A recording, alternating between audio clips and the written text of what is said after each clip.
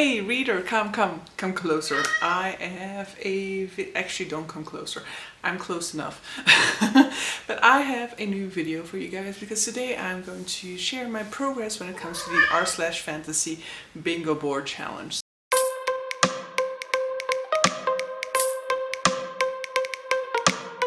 So if you don't know what this is, r/fantasy is basically a subreddit that is dedicated to discussing fantasy, and every single year they host a challenge that is a bingo board that you have to try and fill.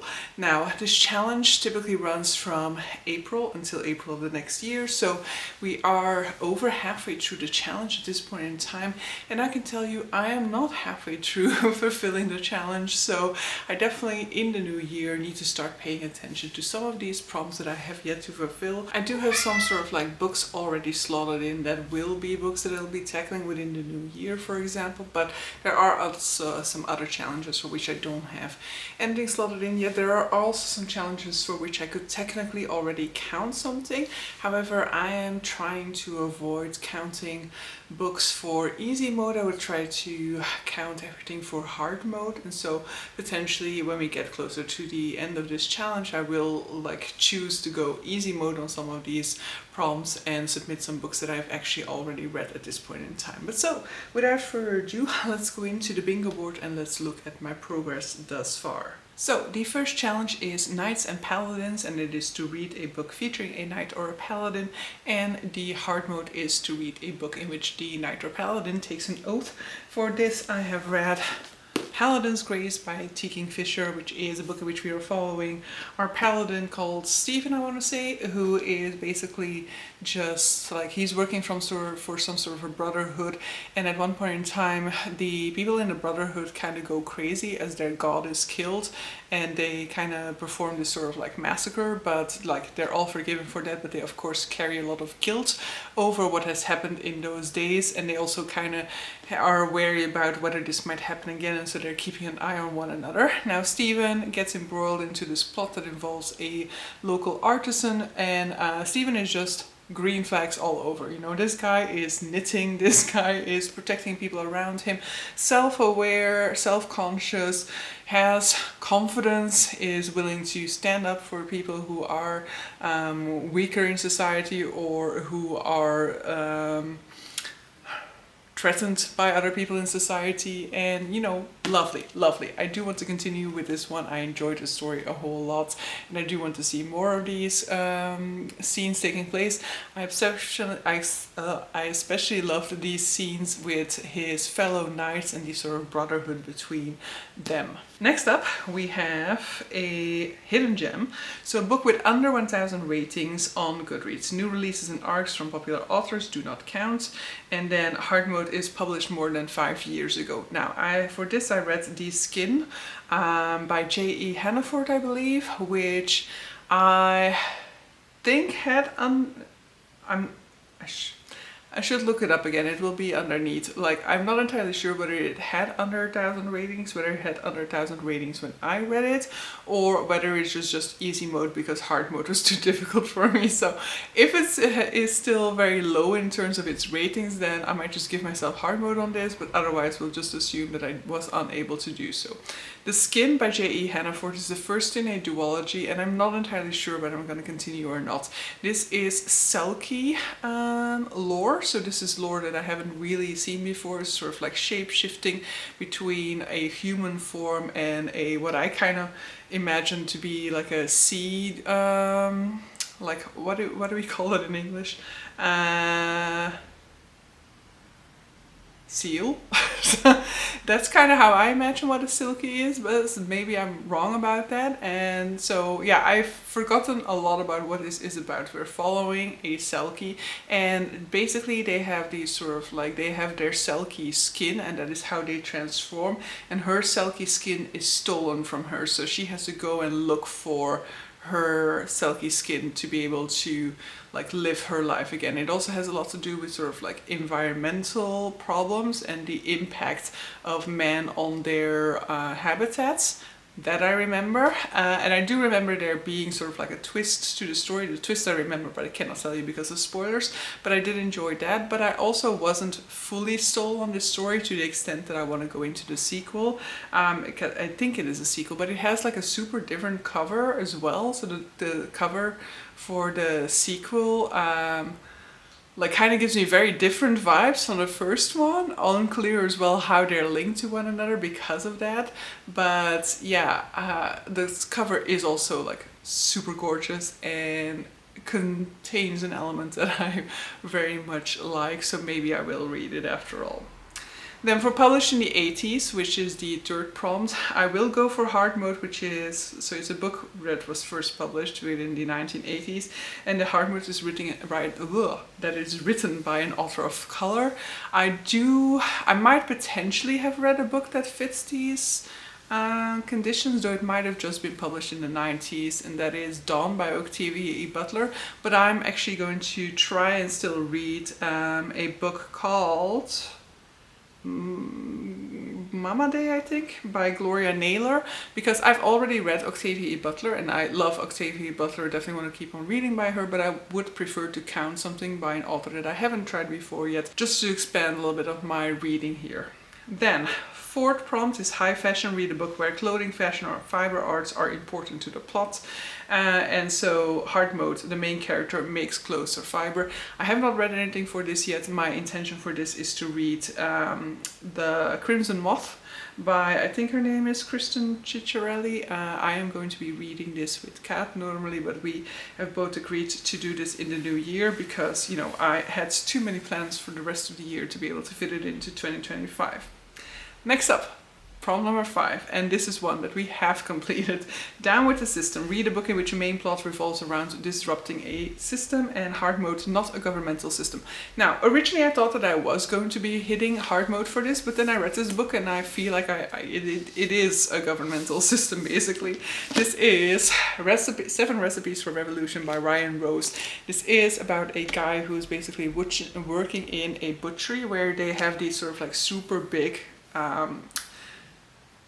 bulls, basically, because you can see like the person on top here is like super tiny, so it's a giant bull, and basically they are cutting off pieces of meat from these bulls in these butcheries while the beast is alive and unsedated, and then it kind of grows it back, and this meat has sort of like magical properties, and if they are prepared in a certain way then they unlock certain powers, but powers that are very much just restricted to the higher ups. So there is an element of breaking sort of like this kitchen hierarchy, and it was like I always assumed that it was about like the way in which a kitchen is run and sort of like the hierarchical structure between chefs and sous chefs and stuff like that, but really it is about the governmental system where those of a higher rank, those in important roles are having access to this magical meat that is therefore empowering them and making them strong enough to suppress the others. And there's also this sort of rebellion force that our protagonist kind of gets embroiled with, so it is definitely governmental. So it is easy mode. I'm keeping it in there because I've already read it, because I had already kind of like slotted it in there beforehand, and I do think it's quite difficult for me to find a book that is going to be hard mode for this one. Unless you can come up with one, I'll probably stick to this one, because I actually don't think that I'm going to find something that's like is going to fit that prompt in hard mode now. Next up we have Impossible Places, and this is a book that I've actually already sold in the meantime because I could get quite a fair bit of money back for it, and I didn't really enjoy it all that much. I mean, it wasn't bad, but I wasn't sold, I wasn't hooked. And that is, so the point of the prompt is to read a book set in an impossible place, and the hard mode is at least 50% of the book takes place in this impossible place. And so the book that I read for this is Catabasis by R.F. Kuang, which takes place mainly in hell, and yeah, those are disappointments.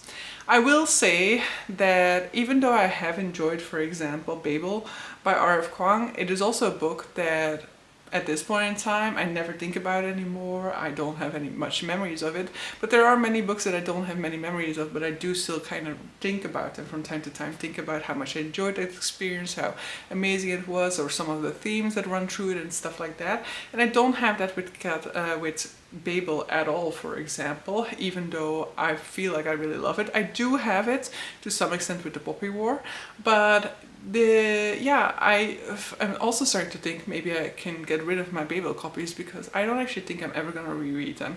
With Catabasis, the concept was there, and there are certain things I like about this. There are certain representation that I like in this one, even though it's like, it is a spoiler, which I always hate when representation is a spoiler, and it's definitely not like the primary thing in there, but the chapter that talks about it, I definitely enjoyed. I like the themes running through this of like academia and the hell that can be academia, and the power dynamics that can absolutely destroy somebody's love for a certain subject and somebody's ambition and friendships and career path within this, within academia specifically, but it's definitely also applicable to a wider range of things. But I was just like never interested in the actual hell parts, even though like this is what's sounded interesting about the book, right? A journey through hell. But the hell sections, I mean, most of the book is a hell section, of course, but whatever was happening in hell, I didn't actually care about all that much. The things that I liked were their reflections about their time having spent, you know, like in academia, because the premise for this book is basically that the professor that is basically like their guidance counselor for our two protagonists, he has just died and gone to hell, and so rather than having to restart their progress with a new professor, rather than having to switch to a new professor and that potentially negatively impacting their thesis, they decide that they want to go down to hell to get him back. And so yeah, it's a lot about toxic leadership and sort of like toxic bonds of sort of like codependency that can evolve from that. And so thematically speaking, I think the book is interesting. I think it explores interesting themes, but in terms of its execution, it did not work for me all that well. So I think I gave it more stars than it actually was worth in terms of my experience with it. It's just a book that I wanted to work better than it did. Next up we get to a book in parts. So 7th prompt, read a book that is separated into large sections within the book.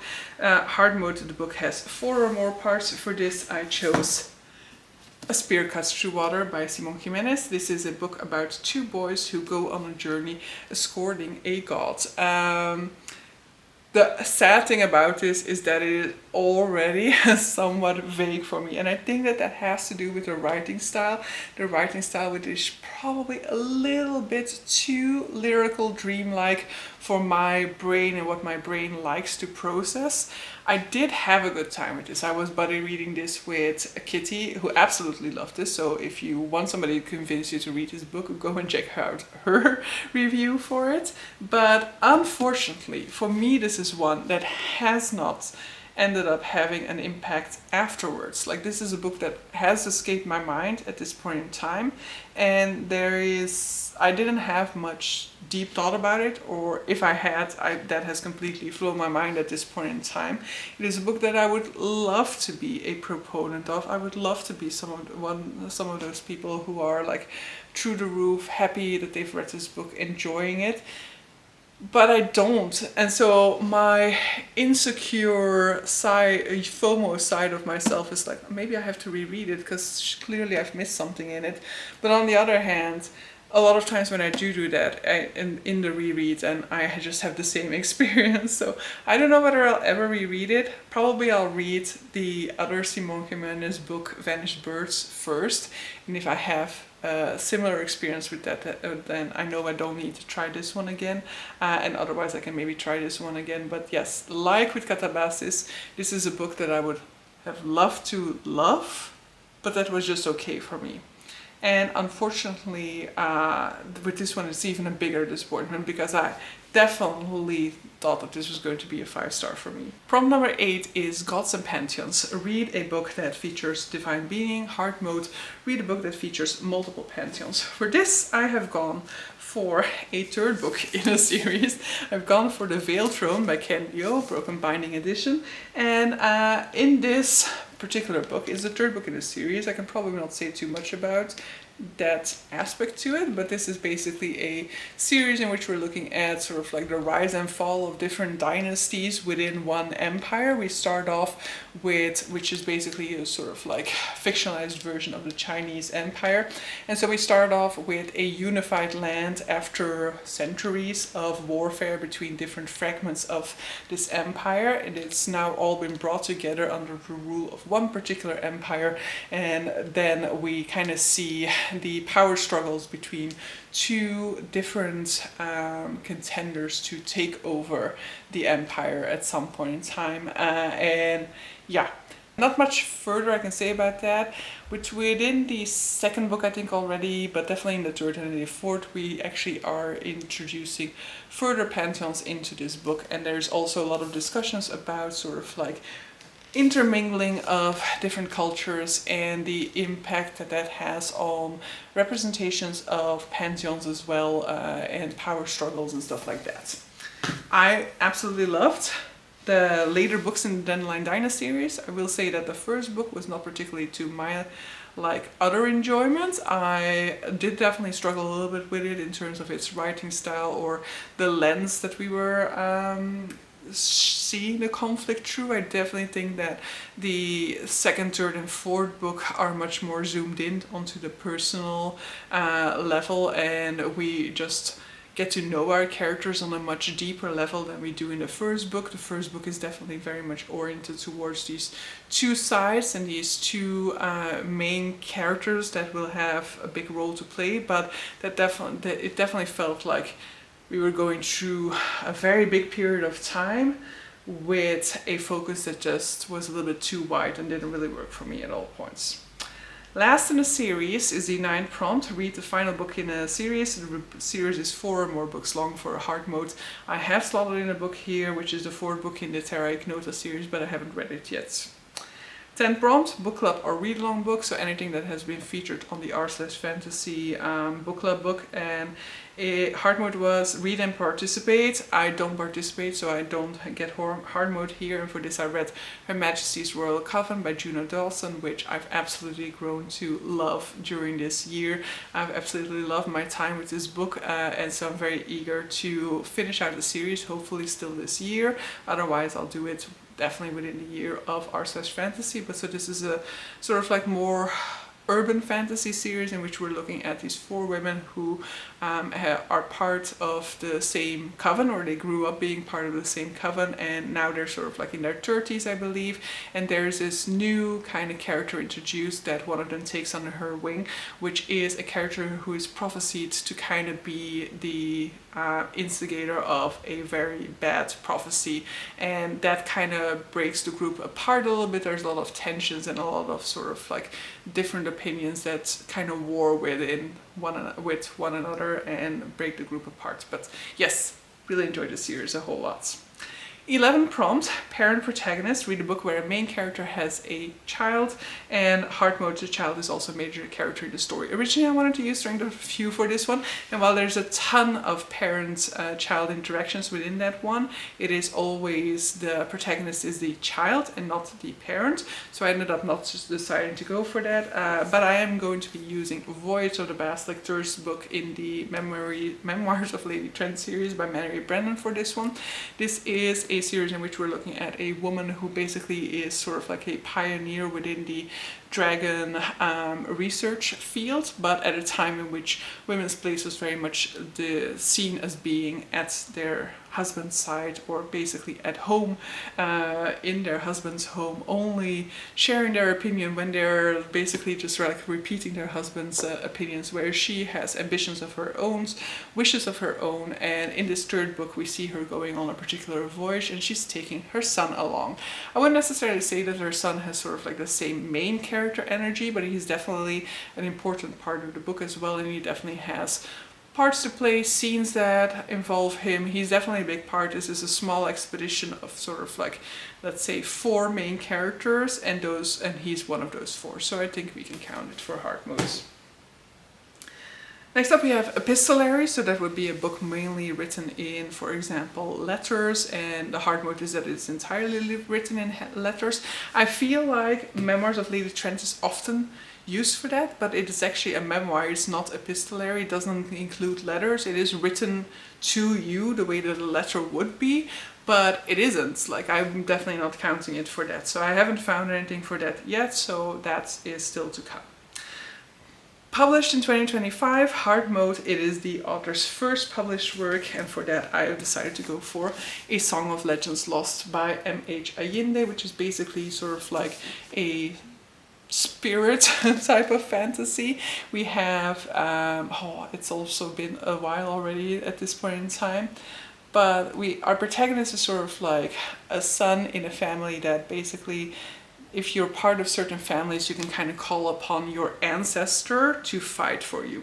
And he's been rejected by his ancestors so many times, because basically every time that somebody who has this power passes away, then there's a sort of ceremony, and the other members of the family kind of try and see who of them is accepted by the ancestral spirit. And he's always been kind of like rejected, but then at some point he does get access to this power in his first sort of like battle, or like before that even, in his first battle when he wasn't even using the ancestral spirit yet, he had managed to like de-arm, is that how you say that? Probably not. Chop off the arm of one of the enemies, and the enemies are these sort of like creatures, and this creature is now very much intrigued by him and basically wants and kind of calls him out as this, like, you know, like, I'll kill everybody until the person who has chopped off my arm basically like confronts me. However, his brother is kind of walking away with like the honor of that, and indicating that he was the one who chopped off this guy's arm. That is the side of the story that I still remember, because there are other sides. We're also following somebody who's like a candle maker, but like a special type of candle maker, and who gets embroiled in sort of like the criminal underworld of her part of the world. So yeah, I definitely need a reread before I'm going to continue with this series. I wasn't fully sold on it, but it had a lot of promising elements, and there were a lot of sides to it that I did enjoy. So I am like wanting to continue on with the series and kind of see where it leads from here. Next up, 14th prompt, author of color, hard mode, read a horror novel by an author of color. For this I read Mexican Gothic by Silvia Morena Garcia, which I struggled with. This is a book about a girl who goes to check out her cousin's new living arrangement. Her cousin has recently married some guy that she fell madly over heels with, and they've just been receiving some letters from her, and it sounds like she doesn't really sound like herself. So she is going to explore and find out like what is going on, why is her cousin acting weird, is there something going on, or is it just like in their heads. However, when she arrives there, she arrives in this sort of like bleak mansion where people are acting weird. You're not allowed to really say a lot because the sort of like patriarch of the family is living in the attic, and he hears everything, and he cannot stand noises, cannot put lights on and stuff like that. So it's a creepy, eerie atmosphere. There's fungi everywhere, but so little happens for so long. So basically I was ready to give up on this book. Then I realized I needed it for a Herkiat prompt, so I continued, and then things started to happen, so it became easier to get through the rest of the book. But it just, like, I needed more action in that first half for me to have had a better time with this. Prompt number 15, small press or self-published. So read a small press or indie published book. Hard mode, book has under 100 ratings on Goodreads, or is written by a marginalized author. It had under 100 ratings when I read it, but it's also because I read it on publication date, so you can decide whether that counts or not. But this is The Ritual of Ruins by Calcate, the 7th book in King's Arc Tiding at this point in time. So 2 weeks after publication, it has a It has 225 ratings, so not that much of course, but it is still quite a lot considering it's only been out for actually less than 2 weeks at this point in time. But so, this is the 7th book in King's Are Tiding. King's Are Tiding is a series in which we're following a character called Reskin, who has been trained to be the ultimate warrior, but none of his training actually went into developing his emotional intelligence or like being friends with him, treating him as a normal human being, trying to establish relationships, and therefore that is something that he severely lacks. And so due to circumstances, he's basically like put out into the world on his own without a real clear mission and intent. And so miscommunication, weird stuff proceeds from there, as he's basically just kind of winging it, and his path is very much decided by whoever happens to stumble upon his way and steer him in a certain direction. I love this series a whole lot, but I will definitely say that the first half of the series thus far has had my whole heart, and then it kind of fell off a little bit. I'm happy with some of the direction that this book went in again, but it definitely still isn't back up to par of what book 2 for me was. Book 2 has been my favorite in this series, and it still says that's the way. 16 prompt is Biopunk with hard mode. There's no electricity based technology. I find this a very hard prompt, and I am going to be reading The Tainted Cup for this one. It might not be for me. I might end up DNFing it and just putting something like Annihilation in here instead, but yeah, for the time being, this is what we're putting in there. 17 prompt, elves and or dwarves. The hard mode is main character is an elf or a dwarf. I could have used King Dark Tiding for this one, but yes, I'm using that for the self-published indie press one, so we'll see. Maybe I'll do a switcheroo later if that works out better. Prompt number 18 is an LGBTQIA+ protagonist, and hard mode is to read a book in which the protagonist is also marginalized on a different scale. And so for this one, I am going to be putting in To Ride a Dragon's Storm by Monokill Black Goose. This book isn't out yet. No, To Ride a Rising Storm by Monokill Black Goose. This book isn't out yet. It is a sequel that is going to be published at the end of January. I do in principle have an arc. I don't know whether I'll get to it ahead of time, but I have already pre-ordered this book as well. So this is a book about an indigenous girl who gets access to the academy in this world and has to basically deal with a lot of racism from the people there, as she's the only indigenous girl there. I think she's the first one as well. There's a lot of sort of like discussions of like what is proper behavior, people trying to get her to assimilate to their idea of how somebody should act, how somebody should look, what they should do, what they should want. And it is also an academy for dragon riders. 19 prompt is 5 SFF short stories, and the hard mode is read an entire SFF anthology or collection. For this, I will be reading The King Must Fall, I think it is called.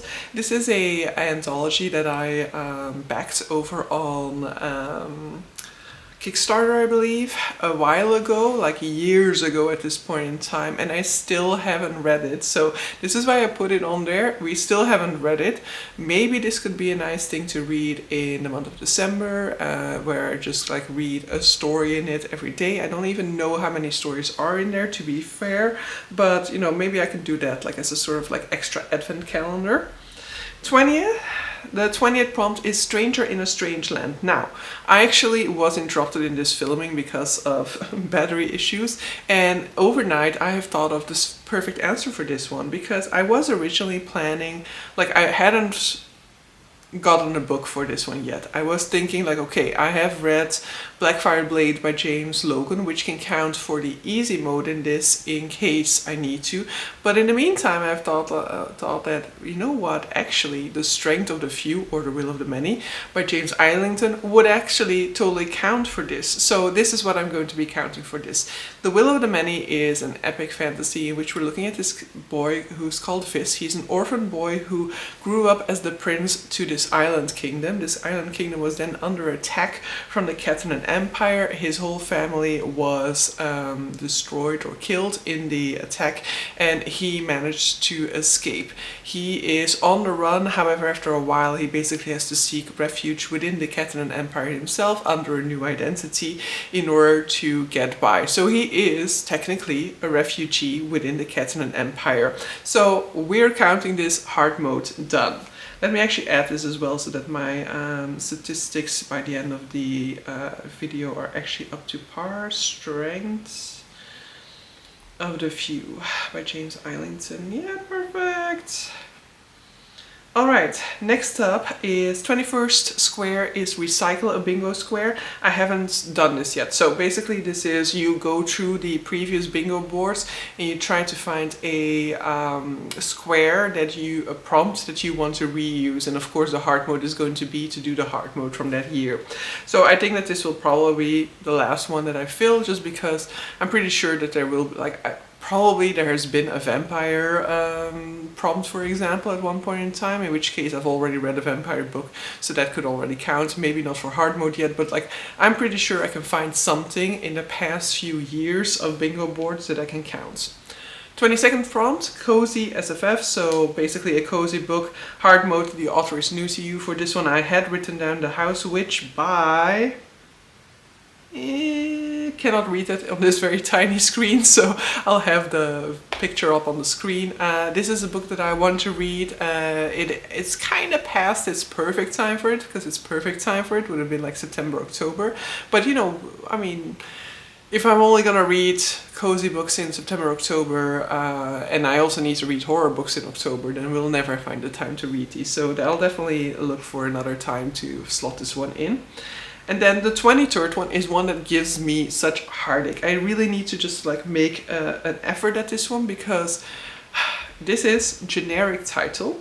Read a book that has one or more of the following words in the title: blood, bone, broken, cord, dark, shadow, song, sword, or throne. Plurals are allowed. Hard mode. The title contains more than one of the listed words, or contains at least one word and a color, number, or animal. There's too much thinking involved in this. Like, first of all, apparently I don't read generic titles, but I guess I will have read some books that have had one of these words in the title, but the hard mode is what is like bothering me, and I just can never remember like which ones are the words that count for the generic title. So whenever I'm trying to figure out this, I'm just like innocently like, there's too much thinking, too much processing, and I just bail out. So I think I have to, like, I don't know, write down those words on a page, puts the formula somewhere physically in front of me while looking through a list of things that I can potentially use for this. Maybe going through what I've read. I've gone through what I've read before, but like, as I said, the difficulty is always like remembering, like, wait, is this one of those words or not? And then there's one that is counted as a bonus. There's one that's counted as a bonus on here, but I don't think that it's a bonus. I think that is like a setup issue, and that is like not a book. So basically, to do something sci-fi fantasy related that is not a book. So watching a TV show, playing a game, and all those types of things. For this one, I watched the adaptations for Murderbot's Diaries by Martha Wells. And then the final prompt, 25th prompt, is Pirates. Read a book where characters engage in piracy. Hard mode, it isn't seafaring pirates. So I do know that there are sort of like pirates in space that you can use for this one. I just haven't got around to that yet. I definitely think that I can fit the normal pirate prompts, because the new Amin Al-Sarafi comes out next year, though it might actually come out after the timeline for r/fantasy. But in any case, I want to go for hard mode, so I will probably be looking for another pirate book where it's space pirates rather than seafaring pirates, but I just haven't gone through that effort yet. And so yes, I definitely should, because there are only 5 months left in this challenge, so I definitely need to start buckling down on these prompts that I haven't gotten around to yet. But so yeah, according to the new statistics, I'm like 50% in, and then I've also done the 100% of the bonus, so we cannot fully rely on this, because actually this is a wrong calculation. But so the basic conclusion is we are slightly above 100% true, because we have actually done 13 out of 25 prompts. So happy with that progress to some extent, but that does mean that I'm slightly behind, because I am towards the end of November at this point in time, so 7 out of 12 months into the challenge, and so we should be a little bit further ahead, I guess. But you know, it's also not so far behind that it's like dramatic and I won't be able to make it, but I would definitely need to start like looking into those particular prompts that I haven't slotted in yet to more more like aimfully read through those. But as has been clear, there are also a few books that I've already kind of assigned to certain challenges. It's just gonna be a question of me actually slotting them into my reading life as well. December is gonna be a big sort of like joker in that regards, because I don't really have scheduled plans for the month of December, but I will definitely get to one of the prompts on this bingo board, because the fourth book in the Terra Ignota series is one that I'm going to be getting around to within the month of December, and that is going to fulfill the last in the series prompts. But so yeah, are you are you participating in r/fantasy bingo, and how are you doing? Are you like me this time around, at least going through it a little bit more sort of like intentionally, and are you on track, or are you going to do the way that I did it last year, which is basically just checking the prompts after the year is completed to see if I've like naturally gotten to those prompts or not. But yeah, we'll see whether this is more of a success as it was in the past years, in which I was just basically like doing whatever, because I didn't do all that well, all that badly in those years. You know, I got pretty, I completed it one year, I think, and then I was close to completing it another year. But so yeah, with that, I'm going to end this video. Hope you guys enjoyed it, and see you guys for the next one. Bye!